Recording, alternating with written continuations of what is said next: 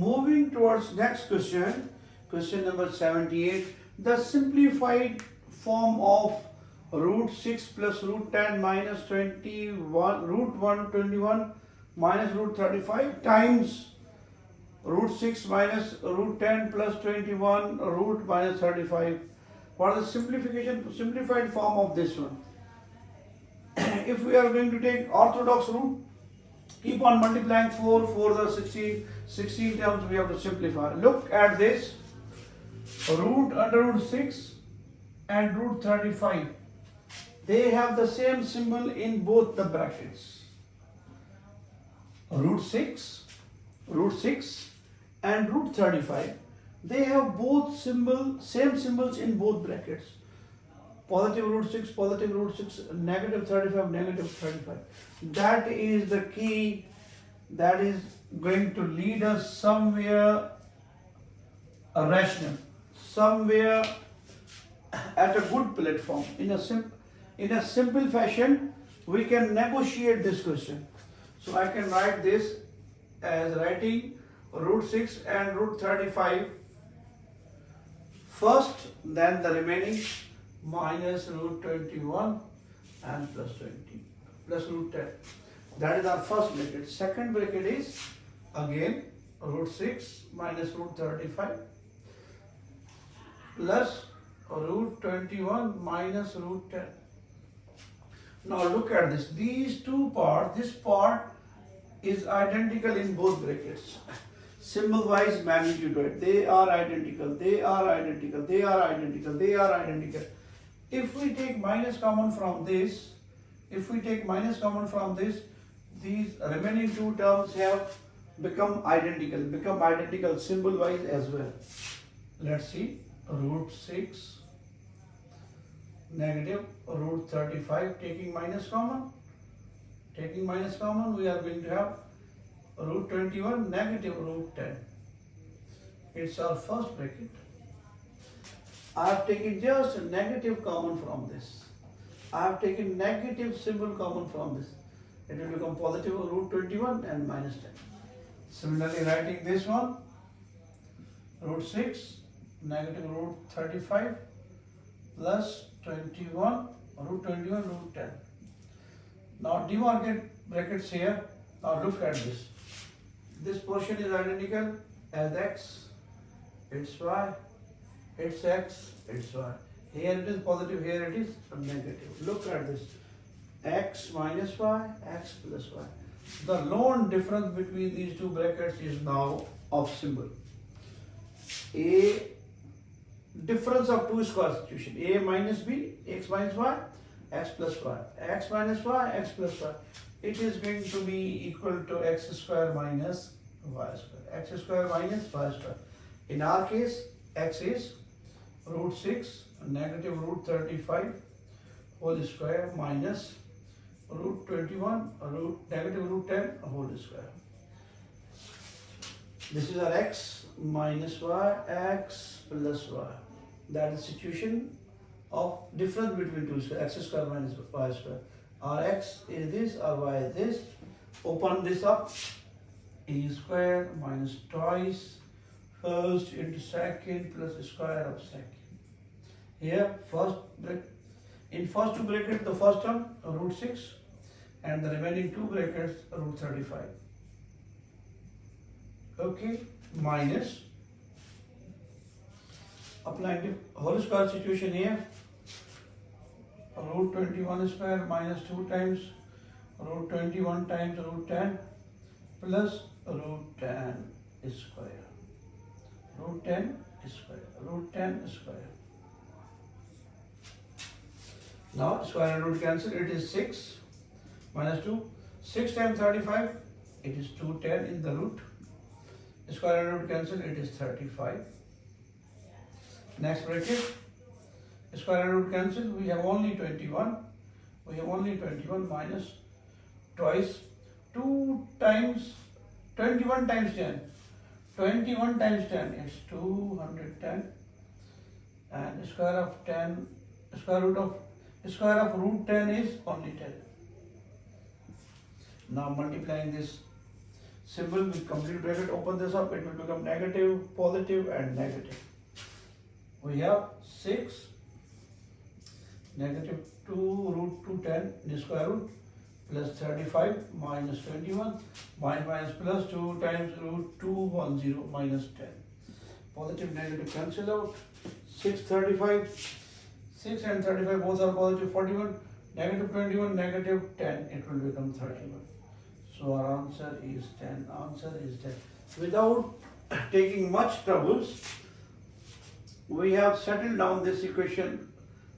Root 635 or root 635, they have same symbol in both brackets and they have different symbols. I have taken root 6 root 35 first, minus 21 root 21 plus root 10, and here it is positive root 21 minus 10. Taking minus common is a magical step in that case, magical step. Now the remaining two brackets, after taking minus common, it will become root 21 minus root 10. These two remaining part is also become identical after taking minus common. Now we have the only difference here, it is negative, it is positive. It's our x minus y, it's our x plus y. That is situation of difference of 2 square, x square minus y square. Just merely plugging in the values of x, that is root 6 minus 35, and y is root 21 minus root 10 whole square. Open this up, taking care of this symbol. This symbol will affect the all the remaining upcoming terms here. It is. This negative, change the symbol of all these three terms and simply calculating 635 positive 41 minus 21 minus 10 is minus 31. 41 minus 31, 10 is our answer. Moving towards next question, we have question number 79. It reads as: an employer pays rupees 20 for each day a worker works and forfeits rupees 3 for each day he is idle. At the end of 60 days, a worker gets rupees 280. For how many days did the worker remain idle? An employer pays rupees 20 for each day a worker works. 20 days for each 20 rupees for each day a worker works. If he is not worked, then he has to pay forfeits rupees 3 for each day when the worker is not working. Worker is idle. At the end of 60 days, a worker gets rupees 280. For how many days did the worker remain idle? Total number of days that we have given, it's 60. Means W stands for worker works, I for idle not working. Total days are 60. Equation number 1. It is a working, W stands for working day and I for idle. Working days plus idle days, lump sum equal to 60. We have given total 60 days. Whenever he is going to work, he earns 20 rupees. 20 rupees. And if he is not working, then he has to pay. He has to pay negative. 3 times idle, and he obtained total lump sum of 280. Minus shows that 3 rupees forfeits for each idle day. For each not working day, he has to pay 3 rupees. Simplify. We are interested in solving this equation. If you multiply this one with 3, then we can easily manage the value of W and I simply. Solving this, our first equation is W plus I, that's 60 days. Positive, negative, it's negative. 3 times I is equal to 280. Multiplying equation 1 with 3, we have 3W, 3I is equal to 180. We are multiplying this equation with 3 in order to get rid of this I. I for idle days, W for working days. Add up 20W plus 3W, it will become 23W. Adding them up 0, 8, 8, 16, 1 carry, it's 460. Solving for W, we have 460 divided by 23. Applying table 2 times, 0 same. So, the working days are 20. we are asked to find for how many days did the worker remain idle. He is not working. Total is 60. Putting value of W here, 20 plus I is equal to 60. This implies that I is 60 minus 20, 40 days. He remained idle for 40 days and he worked for 20 days. Let's verify by utilizing the rates he has to obtain or to give. They are total 60 days. He worked for 20 days. 20 rupees for each day. He worked for 20 days. He obtained 400. While he remained idle for 40 days. 40 days. 40 I. He has to pay 3 rupees when he is idle. 3 for the 120. Difference of 400 and 120 is definitely 280. That is the verification step in our case. An employer pays rupees 20 for each day a worker works and forfeits rupees 3 for each day he is idle. At the end of 60 days, a worker gets rupees 240 for how many days did the worker remain idle. Total days are 60, whether working or idle, 60. Whenever he is working, he is obtaining 20 rupees. Whenever he is not working, he has to pay 3 rupees minus 3. Total lump sum after 60 days, he obtained 280. Simply these two equations solving. We have multiplied equation 1 with 3 and adding them up and so on, or you can apply any other method, substitution method, whatever suits you. Moving towards next question, we have, moving towards question number 80, the average marks obtained by 120 candidates in a certain examination is 35. The average of marks obtained by 120 candidates in a certain examination is 35. If the average marks of the passed candidates is 39 and that of the failed candidates is 15, what is the number of the candidates who passed the examination? How many candidates we have in total? 120. Their lump sum average including failures and passed candidates is 35. However, the average of only passed students is 39 and the average of failed students is 15. Individually, their averages are 39 and 15, passing and failing. Overall average 35. We are interested what is the number of the candidates who passed the examination. Equation number 1, whether it is passing candidate or failure, their figure is 120. Passed students as well as failed, their lump sum total is 120. It is given to us 120 candidates. And second, average for passed candidates, their average is 39, while failure having average 15 divided by total number of students, that's 120, and their average is 35. There are two categories of students, passing and failure candidates. Their total is 120. It is given to us. The average of the passing students is 39, while the average number of failure students is 15. And their lump sum average, collective average, including passing and failures, passers and failures is 35. If I move 120 here from division to multiplication, there is another equation. Solving these two equations simultaneously, we arrive at our required result. It will become 39p plus 15f is equal to 35 times 120. That's our 39p plus 15f. That's our, I think, 4200. It's our equation number 2. Now, there is the case. If I multiply this quantity with 15 in order to get rid of failure, that's my equation number. First, let me multiply this one with 15. It will become 15p plus 15f. 120 multiplied by 15. 12 multiplied by 5. 2 5 the 10. 1 carry 1 5 the 5. It will become 6. Again 2 and there is one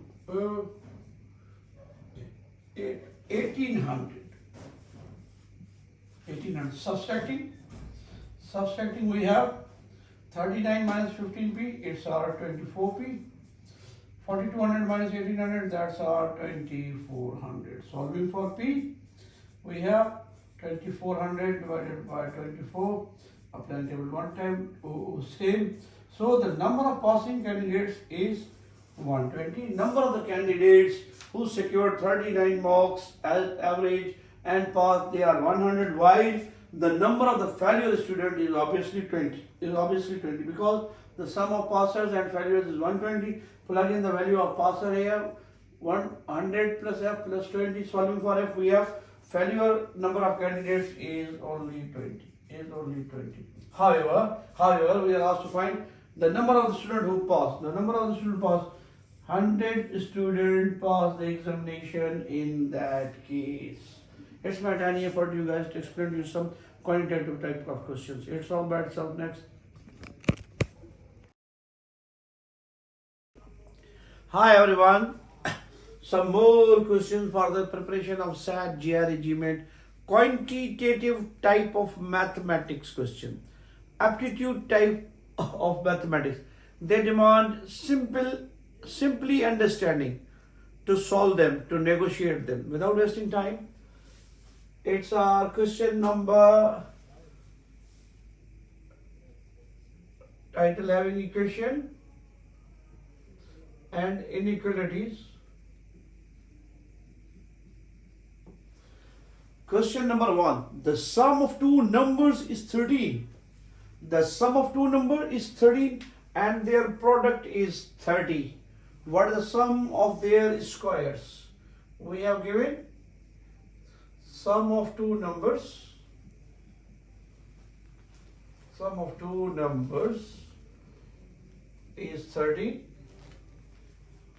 and their product is equal to 30. Product is equal to 30. Find sum of their squares. Sum of the squares of the numbers. That's our question that's given to us. We have to negotiate this question. Sum of two numbers is 13. Product is 30. Sum of their squares.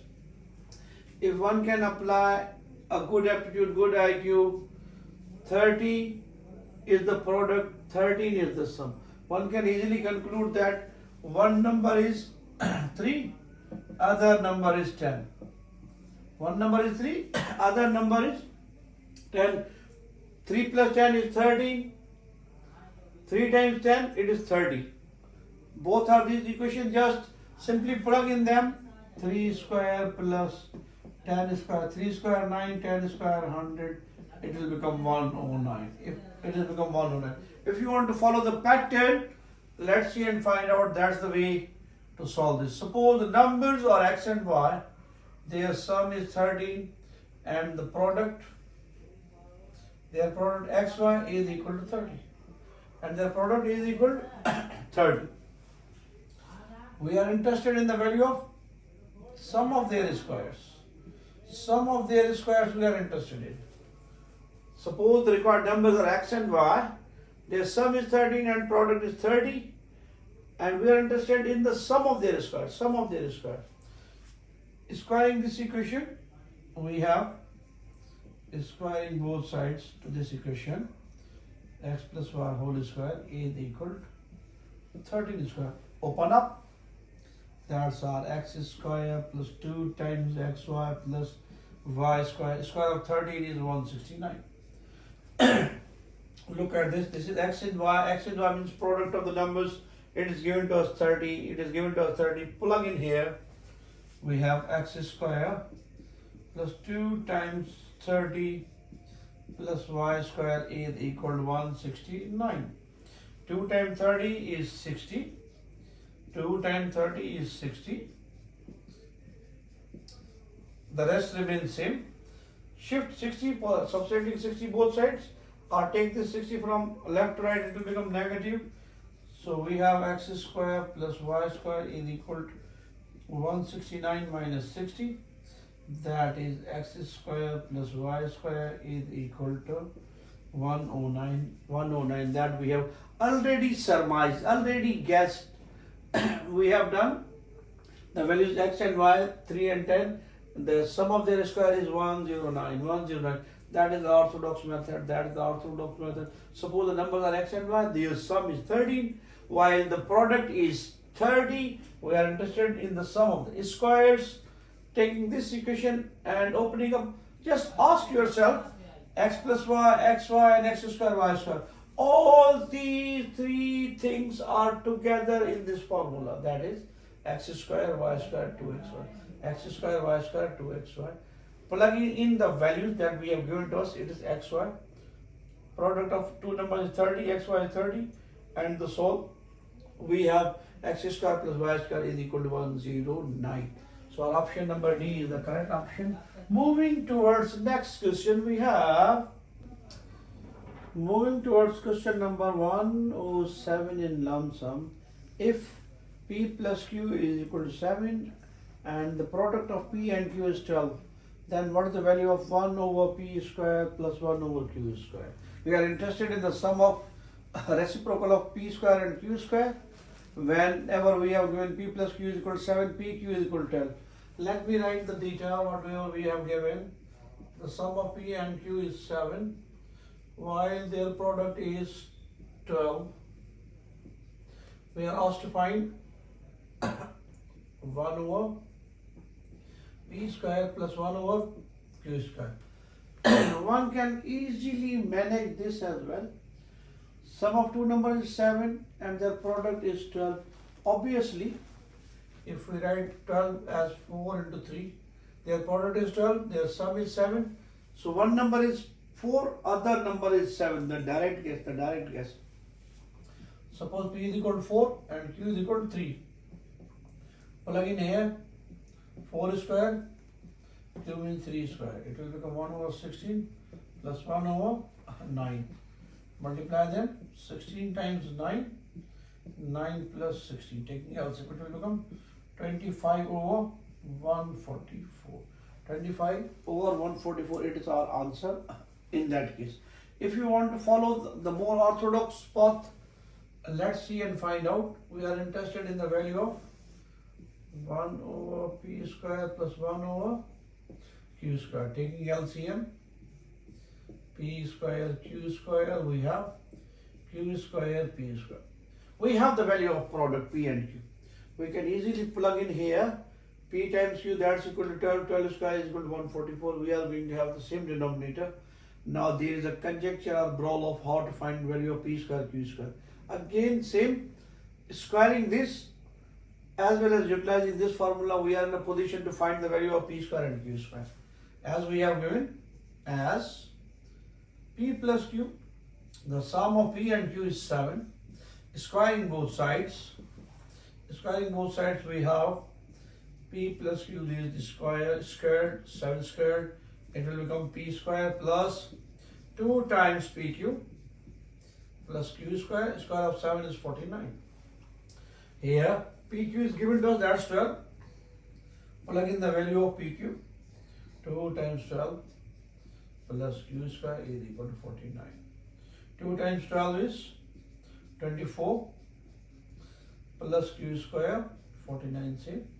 Subtracting both sides 24 or shifting 24 from left to right, changing the symbol, we have P square plus Q square is equal to 49 minus 24. That's our 25. So we have P square plus Q square is equal to 25 and PQ is given to us 12. Plug in here the values. P square plus Q square is equal to 25, while PQ is 12. There is P square, Q square, 12 square. So we have 25 over all divided by 144. 144. That is the same. Both values are same. Either to switch over to this technique or follow orthodox path. It's up to you. In both cases, we arrive at the same result. Moving towards next question, question number next, that's 108. What is given to us? If 2x plus 3y is equal to 11, and 3x plus 2y is equal to 9. Then what is the value of x plus y? 2x plus 3y is equal to 11, while 3x plus 2y is equal to 9. We are asked to find the value of the sum of x and y, sum of x and y. Here, one is the traditional method, solve for xy by solving simultaneous linear equations, or there is a honey trap, just simply add them, it will become 2x plus 3x, 5x, 3y plus 2y, it will become 5y, and 11 plus 9, that's our 20. Taking 5 common, we have x plus y is equal to 20. Dividing both sides by 5, we are going to have 20 divided by 5. That is x plus y is equal to 4. X plus y is equal to 4. That is the simple tip to solve this. Such type of question mostly present in the good standard exams, where it is not necessary to find the individual value of x and y. On the other hand, just simply inspect the situation, add or subtract, and you are going to get the sum of x and y direct without solving for individually for x and y. One can take that route as well to solve for x and y, but it is tedious, it is cumbersome, it is going to consume your time, while this one, inspection, first step in my opinion is make or break while solving MCQs, while solving mathematics. First step is make or break. Your first step must be relevant, like a sniper shot, rather than a wavered shot, rather than a blind arrow in the air. Moving towards next question, we have question number 109. It reads as, if 2x is equal to 2y plus 1, then we have to decide either x is greater than y, x is less than y, x is equal to y. Collectively, all these three things are known as law of trichotomy property, or x is equal to y plus 1 or y is equal to x plus 1 upon 2. We have to decide. Look here. 2 times x, here 2 times y. 2 times x is equal to 2 times y plus 1. 2 times x is equal to 2 times y plus 1. 2 times x is equal to 2 times y plus 1. Means simply we can conclude that x is greater than y from this. One can infer, one can deduce without plugging in any supposed values for x and y. We are in a position to conclude which one is greater or less. Look, 2 times x is equal to 2 times y plus 1. Something additional to be added into y, to get to 2x. That's why we are on the safe ground to conclude that x is greater than y, or one can write x is less than y. One can write y is less than x. Or one can write y is less than x. X is greater than y. Or one can write this same inequality other way around as y is less than x. So our option number A is the correct option in that case. It's also safe to plug in some values here. Some values for x and y. You are going to arrive at the same result. X is greater than y because 2 times x is equal to 2 times y plus 1. Something additional plus 1 to be added into y to get to 2x. That's why 2x are greater than 2y. Simply x is greater than y.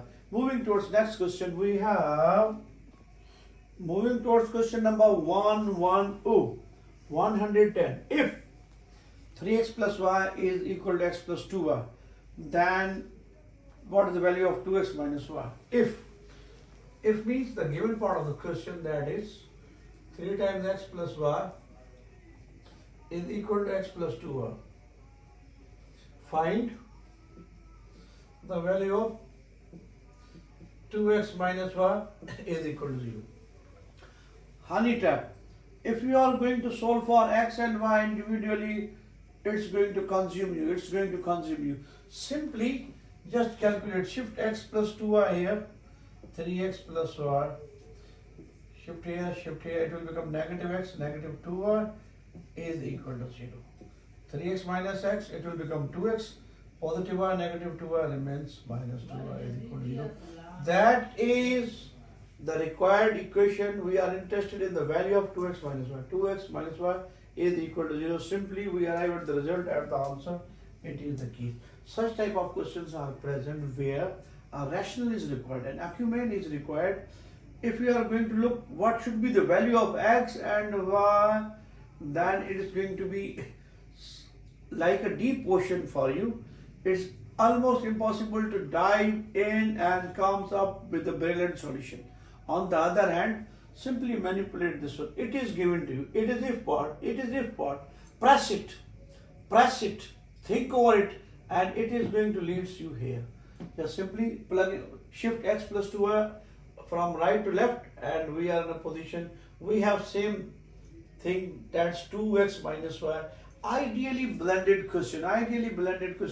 Shift this quantity here, and you are going to have the value of 2x minus y. That's equal to 0. Moving towards next question, we have. That's triple one. A dangerous number according to Westerners.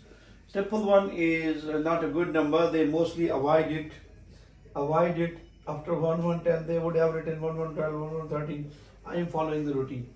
If y times z minus z times x is equal to 3, and z times x minus x times y is equal to 4, then we are asked to find the value of x times y minus y times z is equal to what? We are interested in that. We have given y times z minus z times x is equal to 3, equation 1. Second equation is z times x minus x times y is equal to 4. We are interested in xy minus yz.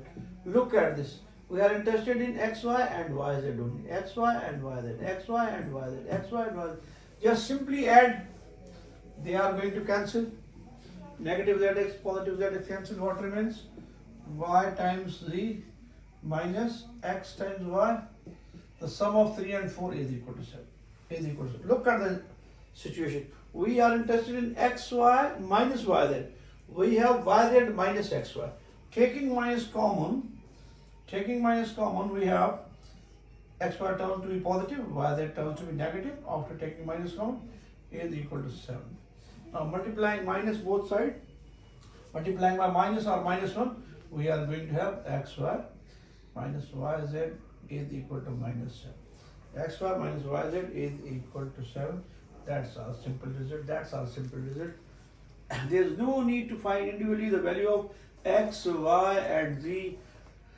Inspect the situation. That's given conditions. We are interested in this. We don't need xz.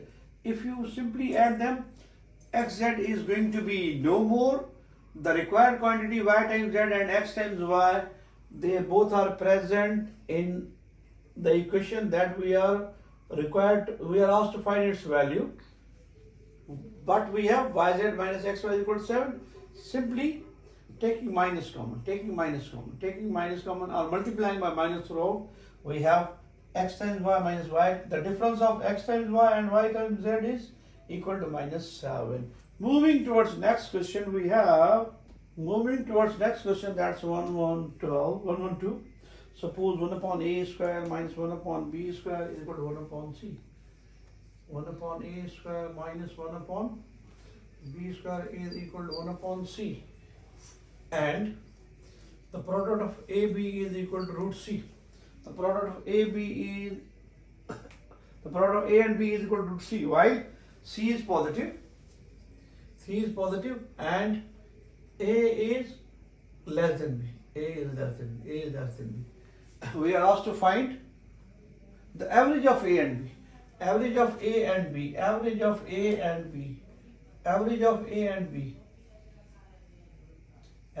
A means A plus B upon 2. We are interested in the value of A plus B over 2. We have given this situation. Proceed taking LCM. a square b square will become b square minus a square is equal to, in that case, 1 over c. 1 over c.